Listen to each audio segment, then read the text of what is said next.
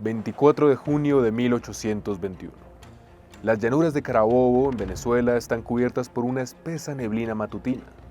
A simple vista parece un día cualquiera, pero en pocas horas, más de 10.000 hombres se enfrentarán en una batalla que definirá el destino de toda una nación. De un lado, el ejército español, que intenta conservar el control de sus últimas posesiones en América. Del otro, las tropas patriotas lideradas por Simón Bolívar, decididas a conseguir una independencia que lleva más de una década de guerras, derrotas y sacrificios. Aquella mañana nadie podía saberlo con certeza, pero la batalla de Carabobo estaba a punto de cambiar la historia para siempre. Pero para entender Carabobo hay que retroceder varios años. A comienzos del siglo XIX, gran parte de América Latina seguía bajo dominio español. Sin embargo, las ideas de libertad e independencia comenzaban a extenderse por todo el continente. En Venezuela, los primeros movimientos independentistas habían surgido en 1810, pero el camino estuvo lejos de ser sencillo. Los patriotas sufrieron derrotas devastadoras. La Primera República cayó, la Segunda República también, muchos líderes murieron o fueron ejecutados. Miles de personas abandonaron sus hogares y durante años parecía que España terminaría imponiéndose. Sin embargo, Simón Bolívar nunca abandonó la causa.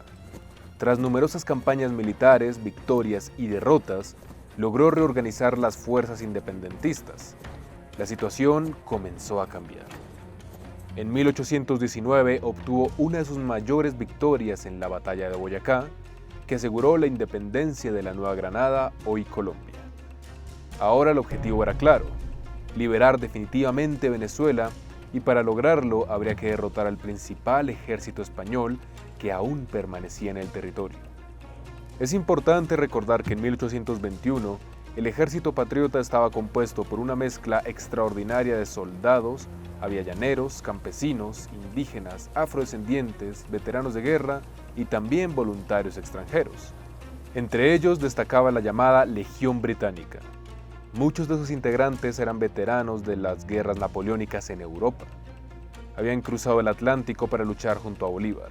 Del lado español se encontraba un ejército experimentado y bien entrenado, disciplinado y comandado por el mariscal Miguel de la Torre. Aunque el Imperio Español ya mostraba señales de debilidad, sus tropas seguían siendo una fuerza formidable. Ambos bandos sabían que la batalla que se aproximaba podría definir el resultado de toda la guerra. La zona elegida para el combate era una vasta llanura ubicada al suroeste de Valencia, pero el terreno era más complicado de lo que parecía, con colinas, bosques, quebradas y pasos estrechos que limitaban el movimiento de las tropas. Miguel de la Torre decidió aprovechar esas características.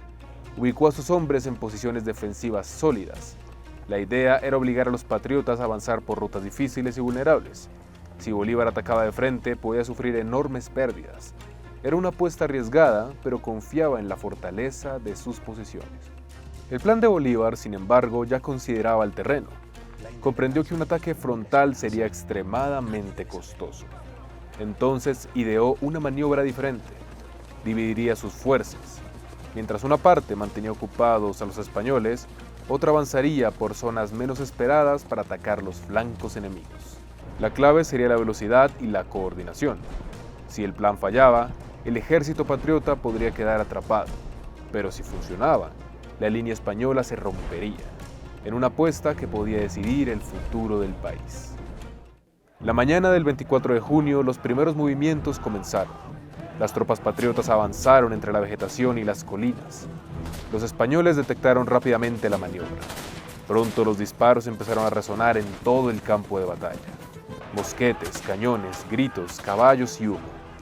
En cuestión de minutos, el silencio de la llanura desapareció por completo. Los primeros enfrentamientos fueron especialmente intensos. Los españoles resistían con firmeza y por momentos parecía que el avance patriota se estaba frenando.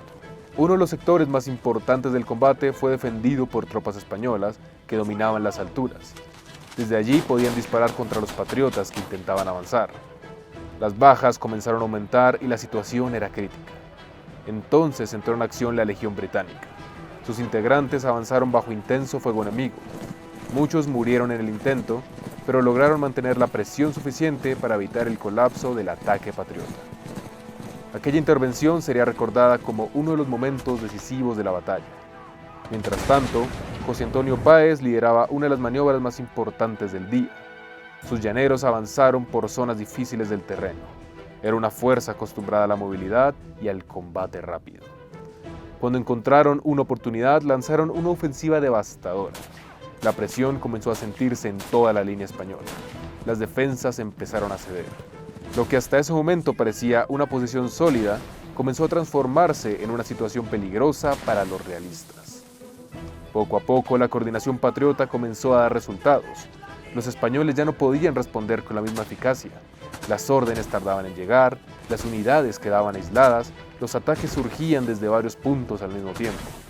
Finalmente ocurrió lo inevitable. La línea defensiva se rompió. Algunas unidades comenzaron a retirarse. Otras intentaron reorganizarse, pero ya era demasiado tarde. El equilibrio de la batalla había cambiado.